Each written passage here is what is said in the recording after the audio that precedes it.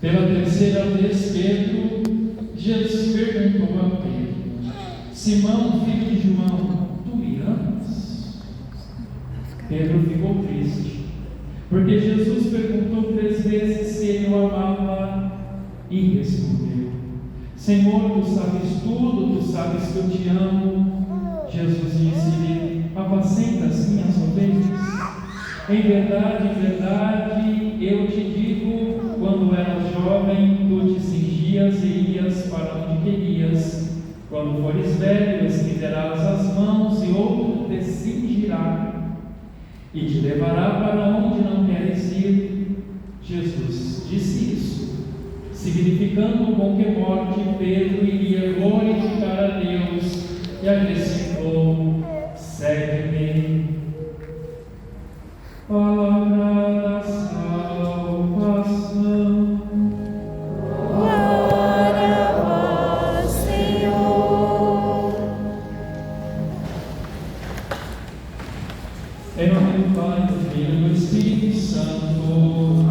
Ave Maria, Cheia de graça, o Senhor é convosco. Bendita sois vós entre as mulheres, e bendito é o fruto do vosso ventre, Jesus. Santa Maria, Mãe de Deus, rogai por nós, pecadores, agora e na hora de nossa morte. Amém. irmãos e irmãs, sentemos um instante. Essa missa dedicada aos nossos irmãos e irmãs falecidos. Nós celebramos também a liturgia de amanhã. Meus queridos irmãos e irmãs, a primeira coisa, ou a primeira atitude de que nós devemos ter para recebermos a vida eterna é crer em Deus. A primeira atitude e a primeira realidade que nós precisamos ter, fazer, poder ser de Deus pelos méritos da paixão e morte de Cristo é ter fé para recebermos a vida eterna. É reconhecer nosso Senhor Jesus Cristo como Deus, nascido da Virgem Maria. O Verbo de Deus se fez homem, habitou entre nós, deixou o seio do Pai para se fazer homem pelos homens e morrer por nós. A segunda coisa é seguir Jesus, porque é seguindo o Filho de Deus que nós teremos sentido já nesta vida e quanto mais sentido após a morte. No caminho dessa vida, Deus vai nos mostrando o sentido da eternidade. A terceira atitude que nós devemos ter é anunciar e não ficarmos calados, não termos medo, mas irmos em frente, porque para receber a vida eterna nós precisamos crer nas palavras de Deus que a igreja nos dá, enxertar o mistério do Senhor em nosso coração e anunciá-lo. Como está na primeira leitura, eles eram presos, perseguidos, mas muito alegres por falar no nome do Senhor. E nós vemos muitas vezes hoje os cristãos católicos ficam acuados, se escondem, com medo tremendo de anunciar a verdade da sã doutrina e falar do Senhor. Portanto, precisamos do Espírito Santo para anunciá-lo. A quarta atitude que nós devemos ter é obedecer. Não obedecer a nós, obedecer a Deus, obedecer em tudo o que o Senhor nos pede, o que o Senhor nos manda, o que o Senhor nos orienta. A quinta atitude que nós devemos ter para recebermos como recompensa a eternidade feliz é a fidelidade e testemunho a nosso Senhor Jesus Cristo. Portanto, como que nós iremos receber a eternidade feliz se nós não professamos a fé, se nós não tivermos uma experiência com Ele?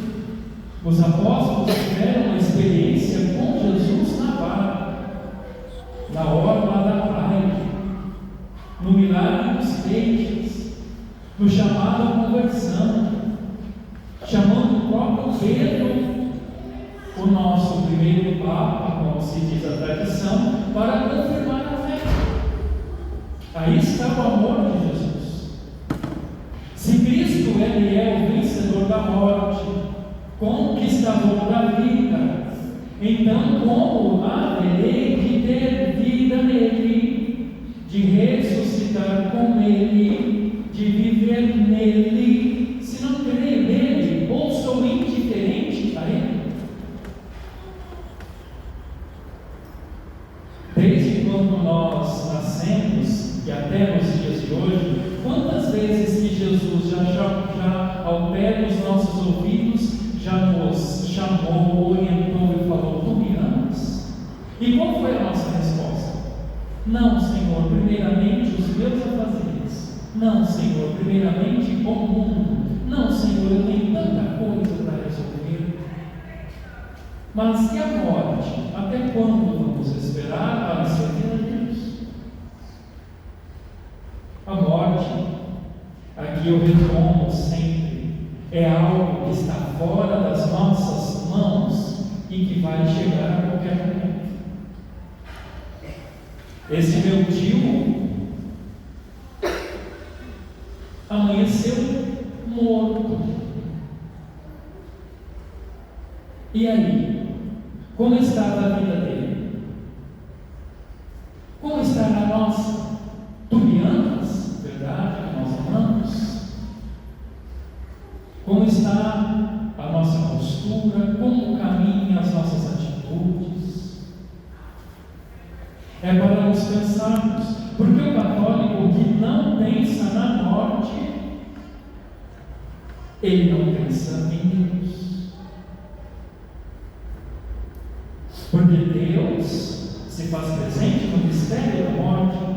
Então é preciso nós não sermos indiferentes e fazermos uma experiência de fé com Cristo, nosso Senhor, vivo e ressuscitado, que caminha conosco e vai nos dando os grandes sinais do mistério da fé da eternidade, para que nós possamos ter certeza de que após a morte reina a vida.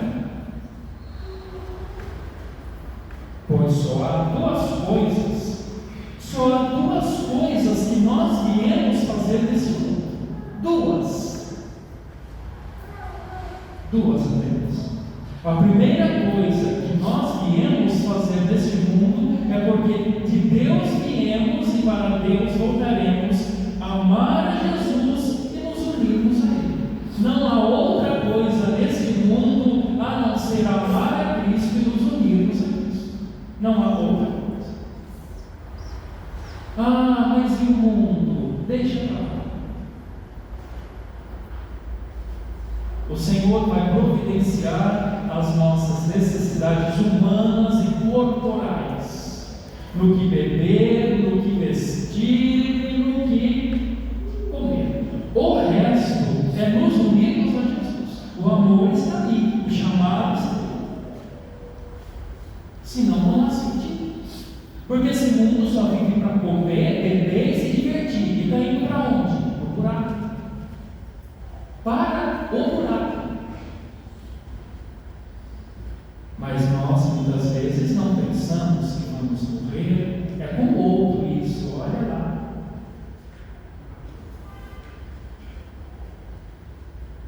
Portanto, a segunda coisa que nós devemos fazer nesse mundo, depois de unirmos a Jesus, é morrermos nele para renascermos com Ele, reinarmos com Ele, por causa da sua morte e da sua ressurreição. Porque se nós não estivermos unidos a Cristo neste mundo, e sabemos que a realidade da morte é algo presente, e que não manda recados, e que pegam uma multidão desprevenidos a cada dia, não há sentido em vivermos esta vida, se não esperarmos a próxima. Tudo está nas mãos de Jesus. Ele tem o poder da vida, ele tem as chaves da eternidade, ele tem o poder da morte. Ele é o vencedor. Jesus quer a prova do nosso amor, da nossa fidelidade, como pediu a Pedro, como pediu aos outros apóstolos, como pediu a todos os mártires e os santos, e como pediu ao Papa Francisco. Não é isso?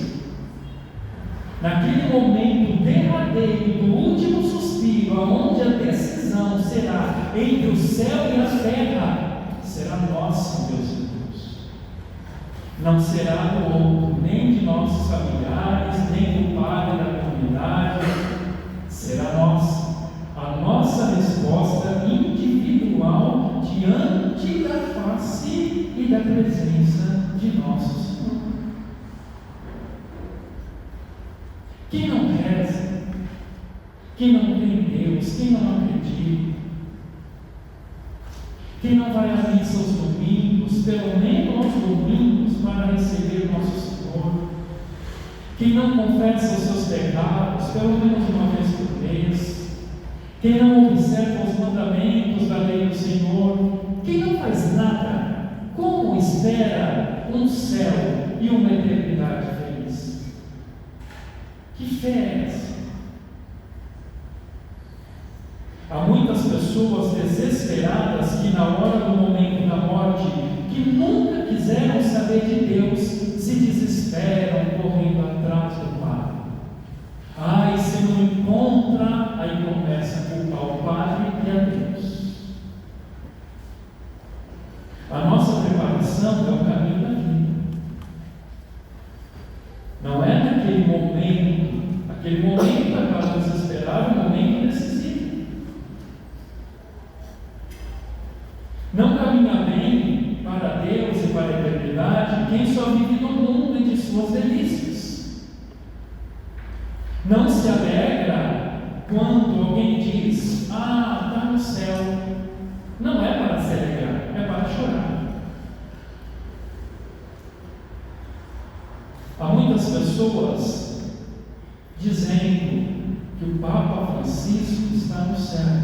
Nós não sabemos. Nós sabemos que os nossos familiares que estamos celebrando e oferecendo essa missa estão no céu? Não sabemos.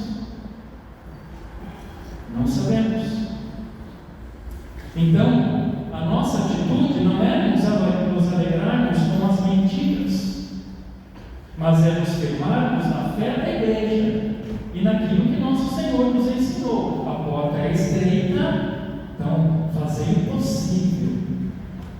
Esforçai-vos, agonizai-vos, tendes fé e façam melhor. O resto será comigo na misericórdia. Porque se uma alma dessa que morreu sem Deus, quem vai te dar a garantia da salvação? O Padre que mentiu para vocês.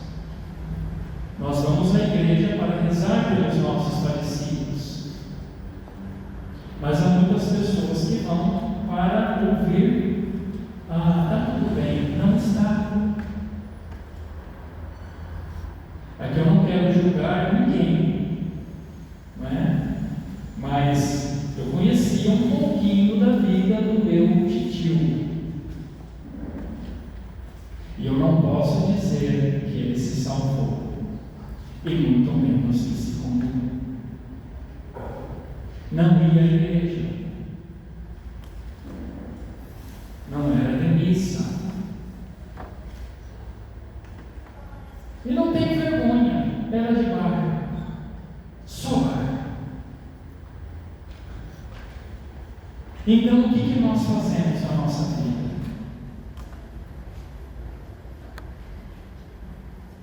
Primeiramente, a palavra de Deus diz lá em São Paulo, no Apocalipse, que os alcoólatras não entrarão no reino de Deus. E quantos que não saem do bar? Quantos que não saem do pecado? Quantos Quantos que não saem da vida errada? Quantos que não saem da bagunça, esperando a morte chegar?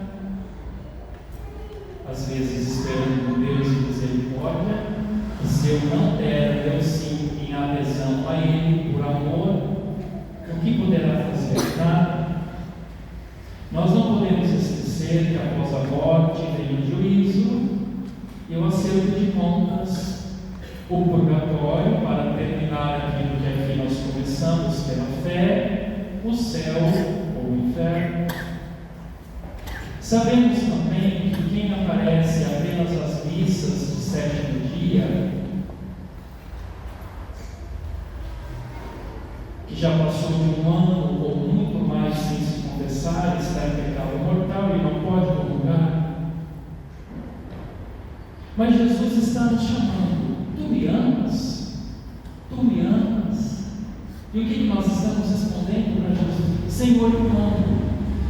Tu me amas? Então abandona o seu vício, abandona o seu pecado, abandona a vida errada. É isso que Jesus está falando para nós. Ele não está dizendo assim: tu me amas? Sim, eu amo. Então continua na tua vida.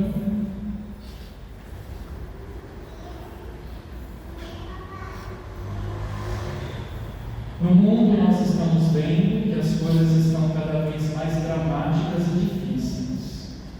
Bebedeiras e sacrilégios, imoralidades e loucuras. E Jesus está à beira da margem da nossa vida, nos chamando à conversão e nos dando a comer o seu corpo e o seu sangue, e nos dando a oportunidade para mudarmos de vida. Nos tempos de hoje, só se pensa em Deus quando dói. Não é assim? É assim. Enquanto nada dói, tudo é do mundo ou do demônio. Mas quando as coisas apertam, o inimigo não vai resolver, é Deus que vai. Quando não se enxerga mais o caminho, ou quando se confunde os sentidos. Essa falsa alegria dos brasileiros de não querer saber de Deus, eu digo uma grande multidão. Quais são as alegrias nossas? Eu digo no geral. É futebol, é churrasco, é praia, é aproveitamento da vida que passa, é carnaval e músicas, shows. Vocês estão vendo a loucura do ser humano na idolatria de uma pessoa que ela não é de Deus e que veio oferecer rituais e sacrifícios novamente, porque ninguém acorda e ninguém se levanta, ninguém faz nada. Que Deus tenha misericórdia da nossa nação. Mas enquanto ficarmos repetindo que esse tal Deus é brasileiro, só para não largar os nossos vícios e nem os nossos pecados, aqui diz Santo Afonso Maria de Ligório: irei de morrer um dia. Irei de morrer um dia. No entanto, só escolhemos as coisas da vida, os negócios e os prazeres. Um vive mais, outros vivem menos, mas todos chegarão ao fim. E o nosso chamado, e o chamado nosso que Jesus nos fez: tu me amas? Vem, segue-me. Seja católico, abandona o erro, seja santo, seja justo, seja coerente, deseje a eternidade. Senão, meus irmãos, as coisas não darão muito certo.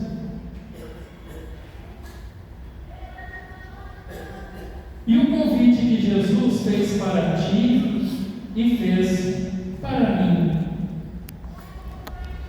para onde foi? Quais são as nossas buscas desenfreadas? As nossas correrias? Não nos esqueçamos de que nós somos pó e cinza, e o nosso único consolo um dia será ter amado a Cristo e servido o Senhor. Aqui novamente Santo Afonso Maria de Ligório, porque a eternidade do inferno é terrível, mas ela é justa. Disse o santo.